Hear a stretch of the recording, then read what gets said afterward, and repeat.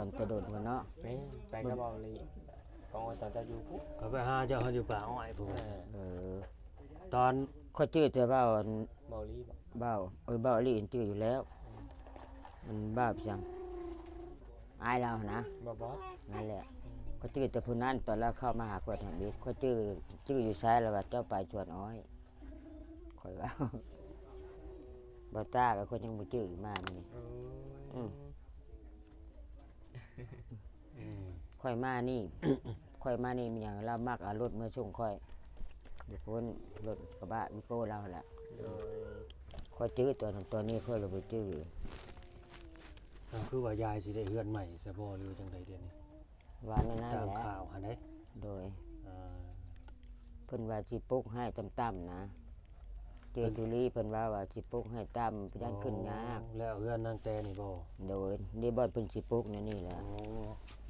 เตรียมมาเบิดแล้วบ่เสาสิว เสาต่อเสาอันนี้แหละเพิ่นว่าเฮ็ดต่อว่า อืมเอาบล็อกนี่ของไผซะบล็อกนี่ คงอยู่นั้นบ่ได้ โอ้ก็สิก่อพุ่นบ่ ก็ห้องน้ำ อืม ของอันนั้นบ่ได้นะของนังแต่บ่ได้บ่เอ็มมาว่านี่บ่เอ็มมา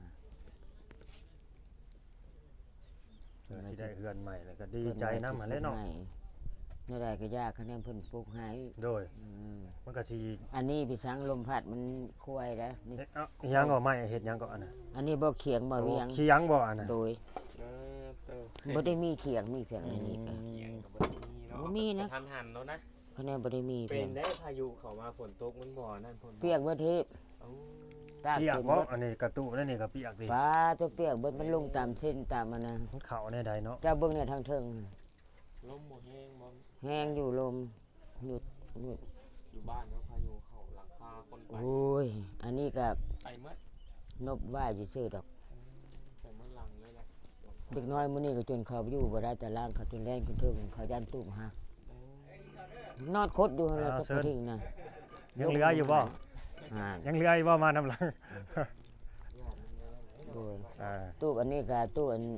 ตอนจะไปนั่นน่ะไปเห็นหั่นแหละมางมา โอ้มั่งมาแต่พุ่น มางมาเฮ็ด โอ้ กับบัดนี้แหล้ว พุ่นเท่าไหร่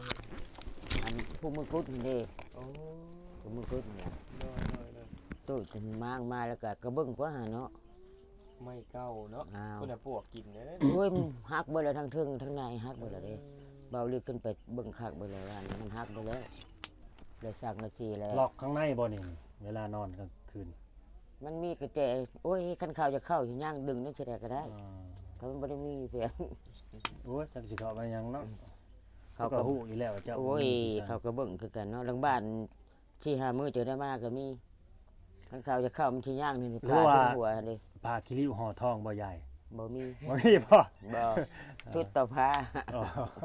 แล้วว่าผ้าคิริวห่อทองคือเขาว่าอีก ชุดต่อผ้าต่อแทนแล้วบ่คิดก็ได้ เป็นหยังจังว่าไปอยู่ในสวนอ้อยหั่นบ่เขาบ่ได้จ้างในบ้านแล้วขออยู่แล้วมีหยังเข้างัวเพิ่นก็ไล่ให้เขา อาศัยว่าหาอยู่หากินข้าวน้ำมันง่ายก็มันบ่มีน้ำแน่ อืม แล้วเพิ่นมาใกล้บ้านแน่บ้านนี้เพิ่นบ่หารเนื้อหาเพิ่นบ่ได้เคยนี่เนาะเอาเพิ่นเฒ่าบ่เฒ่าอยู่หั่นเนาะ แม่น หารบ้านตัวนั้นทางบ้านยงง่ายนะเมื่อเอาแล้วอยู่บ้านใส่อุดมนั่น โอ้ หาก็เมื่อเอามง3 เดือนนี่แหล้วมันยื่นเข้าไปแล้ว แล้ว มี มัน หน่วยหนึ่ง เรื่องอีหยังแหละมาสิมาอยู่ที่เรียบร้อยแล้วบ่ อันบ้านยงง่ายฮะ แม่น ยงง่ายมันยื่นเข้าในบ้านเขาเรียบร้อยไปแล้ว โอ้ สมมุติว่าขอญาติประคำนำเงินค้ำอันหูตายค่ะบ่ได้เสียเงินดอก มีแต่เขาเก็บเงินสมาคม อืม พ่อตายเสียเงินให้ตอนนะฮะ เลย 4 ล้านเนี่ยบ่ได้ยุ่งง่ายมาเนาะเขาทุกวันประหารเพิ่นเมื่อพุ่นเด้เขาไม่เข้าอยู่พุ่นบัดนี้ได้ไผก็บอกแล้วก็ขอมานะเขาต้องง่ายอยู่พี่ โดย อันนึงมาเฮาก็เฒ่าแล้วนะหลานก็พอปานนี้ละ เลย คือสิบ่ตายง่ายดอกว่าทราบคือตัวเองนะ ขออนุญาตได้ยายปีนี้อายุเท่าใดแล้วนี่ ปีนี้บ่ โดย 60ปลายแล้วได้ 60ปลาย โอ้ ฮอดแล้วบ่67 68 69ปีนี้ได้ โอ้69รัก7ที่เขาอะไร ทุก เนาะ เวียกซื่อๆได้นี่ โอ้ ฮะหนึ่งมาเจ็บเป็นยากินก็บ่มีคือฮู้หั้นแหล้ว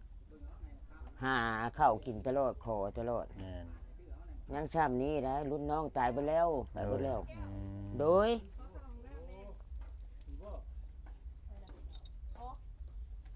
เอาดูตัวนั้นแหละเพิ่นชื่อให้ว่านี่ก็แจกกันได้ เอาเลย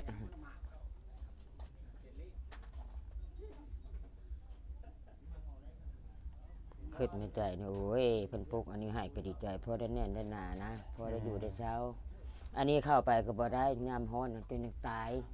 เพื่ออันนั้น ฮ้อนเนาะ มันฮ้อนอัดนี่ซ้ำเข้าหูหนูนะคันยามหนาวเด้อทึก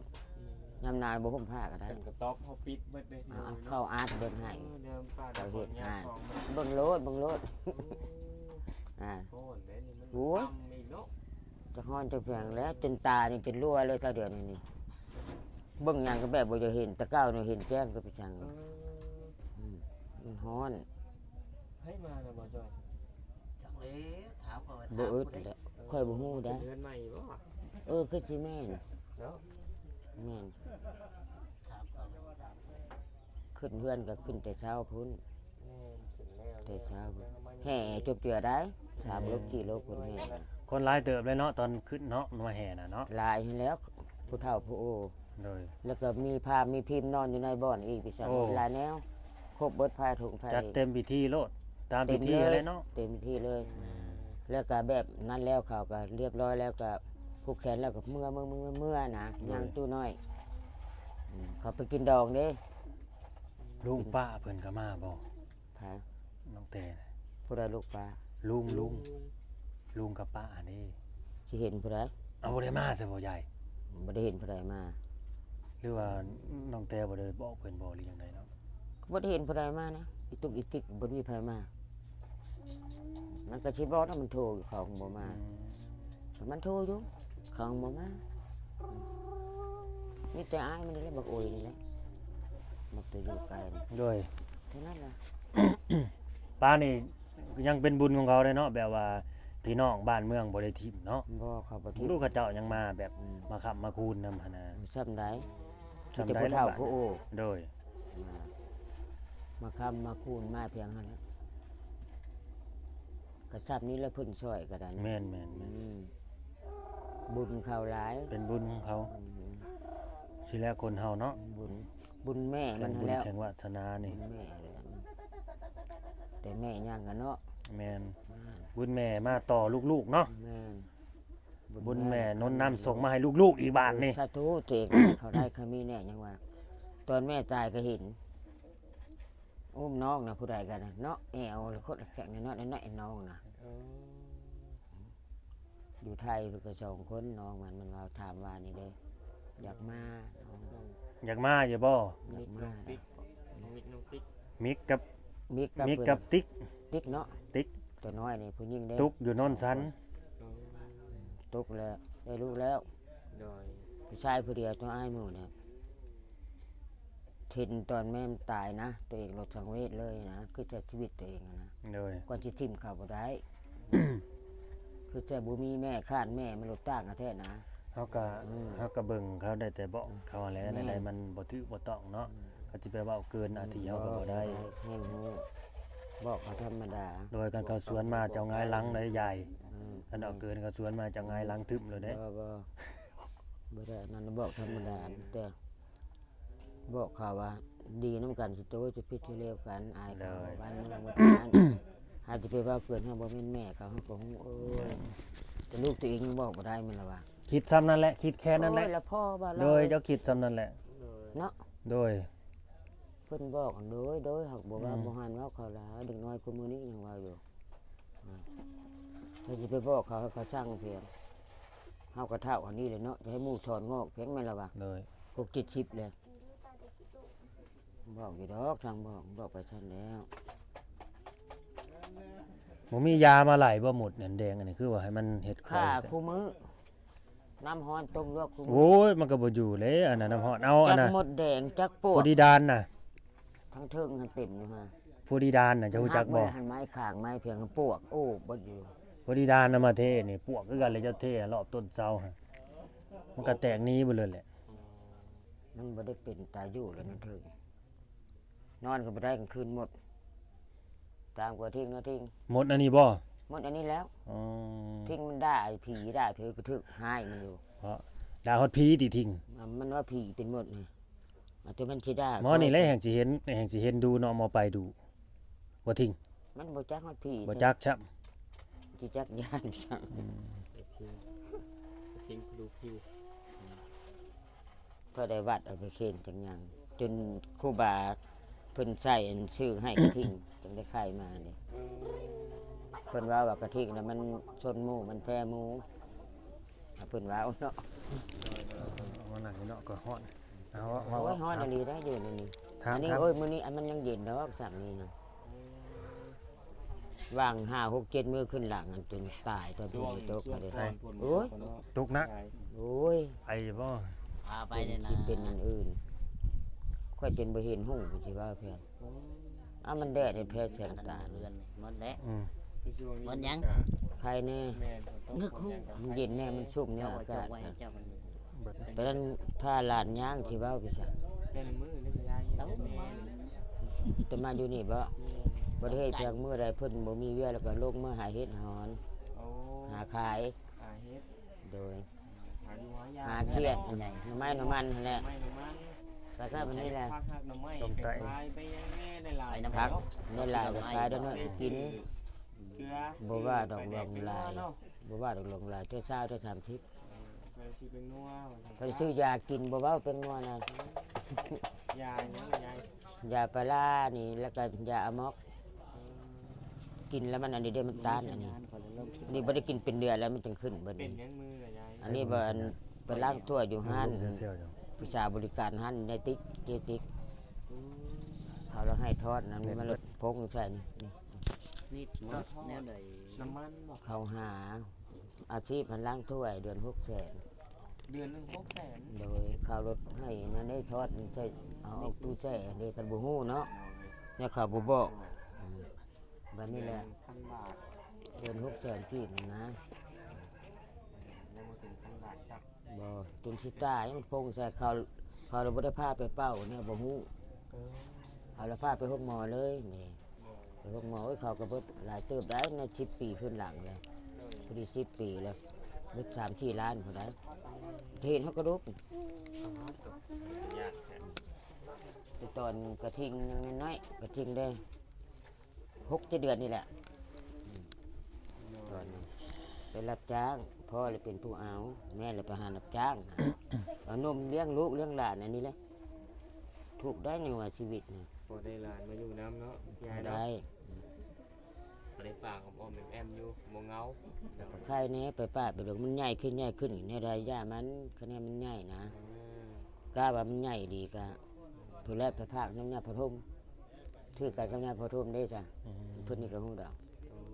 เพิ่นว่าขี้ข้านคุบมันเดี๋ยวนี้ขี้ข้านไล่มันแหละให้มันใหญ่จังน้อย ไปผากไปแค่นั้นเนาะ เอ้า ไปบวชไปยังเป็น นั่นแล้ว แน่นเป็นยังอยู่ มันอยากกินขนม เพิ่นสอน มันบ่ได้ฮู้ได้กินขนมมันดึงอยู่ได้ผ่าจะบุงนี่ยาผัดแพงมันดื้ออยู่เพิ่นหักแพงนะเพิ่นก็คิดนั่นแหละ กับตะกี้ก็อยู่นะหั่นเนาะมีหยังเพิ่นก็ฮู้ย่าเพิ่นดีอยู่ก็ว่าเพิ่นดีที่สุดย่าพ่อก็ได้ที่แต่บ่เข้าไปหาได้มีหยังเอาลงมาให้โลด เพิ่นก็ดีนะ ดีเพิ่นคิดบุญคุณตะกี้พ่อก็เป็นสังกะรีอยู่นะหั่นเด้ เด้อ นับนี่แหละพ่อนี่แหละผัวตัวเองนี่แหละทุกข์ยาก เบิ่งนึกว่าน่ะเล่นรถแก่ขี้ดินพี่น้องเอ้ย เอาอันนี้ สิว่า ฉั ได้ซะม่วนบ่ครับอ้าว คือเล่นซะ บ่ม่วนฮักเล่น คนเจืออยู่ แนวคิดจิตใจสิเฮ็ดลง 10 ปีแล้วเนาะ 10 ปีนี่แหละ โตก็บ่คิดจักซื้อมาขับเองบ่ทิ้ง โอ้ยเบาอีหลีบ่ซื้อให้ตอนมันยังน้อยได้ตอน3-4 ปีให้รู้ที่มันเด้เบิ่งมันขี่ตัดทางไผก็ห้ามเบิดนั่นเด้ก็ใช้ได้พังแต่พุ่นแล อืม หิวเอาน้ำ อืม ค่อยเมื่อเขาห้องน้ำห้องในเข้าจะเกลือหักนบถึงเพิ่นอยู่บุญคุณไม่เท่าน้อยกับละมาประเทศห้องน้ำให้ เฮ็ดว่าอันเจ้าของไว้บ่ได้เข้า ไม่ได้เข้าแล้ว อย่ามันเปื้อนเราเบิดแนวสิเว้านํ มีแต่คนอื่นมีอย่างมาแล้วเพิ่นเขา ก็ขอเขา ต เป็นอยู่ได้ยายคือบ่เขา บ่ เพื่อนก็รักษารักษาความสะอาด บัดแล้วเวียกแล้วงานเบิ่นยังสิพัดเหมือนเบิด อืม เอาแคบเอาหยังพัดเบิ่นให้มันขาวงาม หมอนี่ก็บอกเขาอีกบ่ มันบ่ชนดอกอันนี้มันสิไปชน อืม ลักหัวโพนสูงๆพูมีชุบบ่แซนหัวมันนั่นสิเว้าไปสั่งจนไส้จะขาด ก่อนเช้าขึ้นแล้วคือว่าเด้ โอ้ยลักหัวได้ ยังมีอยู่เนาะบอกง่อยลักหัวนี่ก็ พุ่นลักหัวไปสิอึดตัวโป้อยู่ลักหัวไปแล้วจุเพิ่นพากันเหลือไปเห็นแต่ว่าพากันจนเจ็บหัวใจพากันหัวบ่ทิ่มบ่แซนได้มันสิไปชน ทักหมดมาอีกบ่ย่ามันครบเนี่ยไปตองควายมันอีกเลยมันแหก มัน แตก ครบ เล แล้ว ย ลูกยาแม่ลูกมันชัดขลาดขึ้นในมือซื่อๆที่มือเพียงในคนบ่ได้เฮ็ดเพียง ถ่ายพี่ เมียเพิ่นมาบ่ เดี๋ยวพ่อแพทย์สิออกมานี่ มา ไผ เมียเบาจิตมาบ่ บ่ มันไผจะกินนี่ บ่แม่นเมียคนบ้านเดียวกัน มาเดี๋ยวเพิ่นมา เขาเจ้าก็มาหาน้องแต่คือกันนั่นแหละ มานั้นเนาะ แม่น แม่น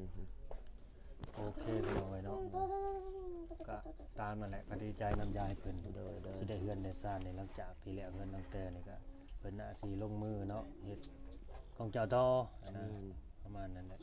เพิ่นเฮ็ดซำใดซอยซำใดก็สาธุเนาะยาย ทุ เนาะ ก แม่น บุญ บุญคุณเพิ่นเนาะ โดย ให้มันดีกว่านี้ให้ได้พี่น้อง มั ไว้ น นี่ ดีกว่านี้แล้ว รูปบ่ละอยู่ก็ดีเขาก็เฮ็ดว่ากันได้ให้3ขั้นจบเจื้อนี่ก็ดีตามหิ ดีแต่ทางหน้าได้ทางหลังไปยังมือไหมลงเบิ่แล้วได้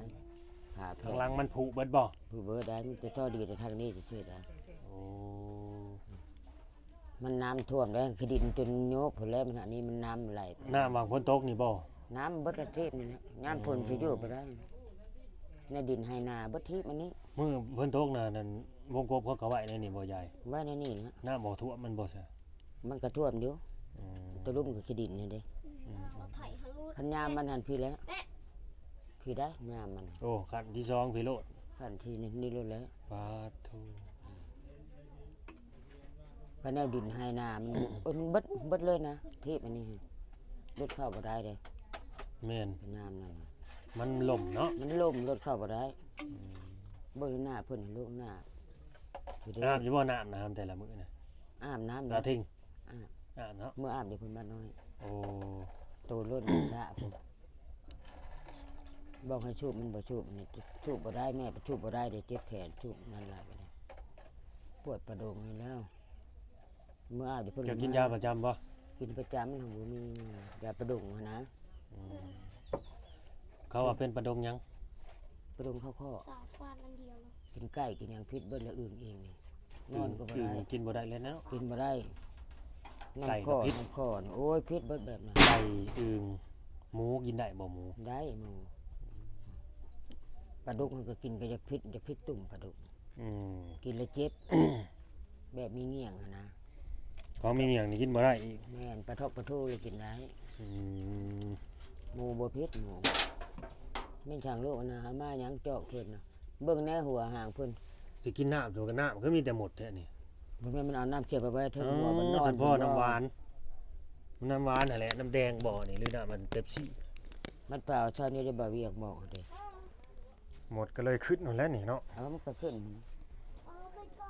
บ่กินหยังมันก็ขึ้นอยู่แล้วนะแล้วไข่หมดเบิดเทปนี่นี่มัน โอ้ โพูด สินอนล่ะมันสินอนแล้วบาดนี่ บ่นอนเฮ็ดอย่างนั้น ไปนอนตุประห่มอยู่เลย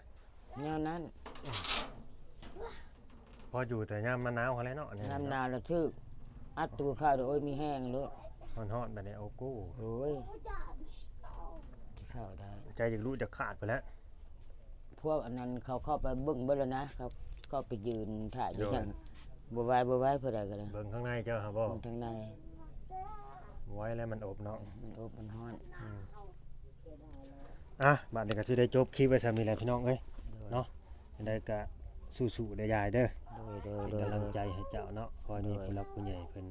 หักเพิ่นแพงเพิ่นช่วยเหลือเจ้าไปให้สุดน่ะนะสอนไปให้สุดนั่นแหละเฮ็ดหยังก็เฮ็ดให้มันสุดให้มันแล้วหั่นแหละเนาะ ก็ดีใจนำที่สิมีแบบผู้รักผู้ใหญ่ยืนไม้ยืนมือมาซอยเพิ่นพี่น้องเอ้ยเฮาก็สิได้จบคลิปไว้ซำนี้เนาะ ขอ ขอบ ข คุ อบ ณ คุณขอบ คุ ใจ ณ หลาย FC ๆ เด้ เด้ อ อ ไว้เนาะฝากกดไลค์กดแชร์กดติดตามอยู่ดีมีแห่งฮักแพงแบ่งปันกันเนาะ โดย อ่ะสบายดียายสบายดี สบายดี โด สบาย ย ดี สบายดี